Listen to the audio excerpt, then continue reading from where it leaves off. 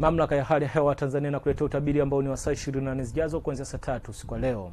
Upepo unatarajiwa kuvuma kwa kasi ya kilomita 20 kwa saa katika maeneo ya Ziwa Victoria, Tanganyika, Nyasa, na kwa kasi ya kilomita 30 kwa saa katika maeneo yote ya Bahari ya Hindi, na hali ya bahari inatarajiwa kuwa na mawimbi makubwa kiasi. Mifumo ya anga inaonyesha viashiria vya mvua kuendelea kunyesha katika maeneo mbalimbali hapa nchini kama tunavyoona katika ramani hii. Hivyo basi usiku wa leo tunatarajia kuwa katika maeneo ya magharibi mwa nchi, maeneo ya Kagera, Geita, Mwanza, Simiyu, Shinyanga na Mara kutakuwa na hali ya mawingu kiasi, mvua na ngurumo katika sehemu chache. Nyanda za juu kaskazini mashariki, maeneo yote ya mwambao mwa Pwani, Morogoro na baadhi katika maeneo ya nyanda za juu kusini magharibi, pia maeneo ya Ruvuma kutakuwa na hali ya mawingu kiasi, mvua katika sehemu chache, wakati Dodoma, Singida na maeneo ya Iringa, maeneo haya yatakuwa ni makavu. Siku ya kesho ni matarajio yetu kuwa katika maeneo ya Tanga, visiwa vya Unguja na Pemba, jiji la Dar es Salaam kwa Pwani kutakuwa na hali ya mawingu, mvua na ngurumo katika sehemu chache. Maeneo ya Arusha, Manyara, Kilimanjaro na yale maeneo ya Singida, Dodoma kutakuwa na hali ya mvua katika sehemu chache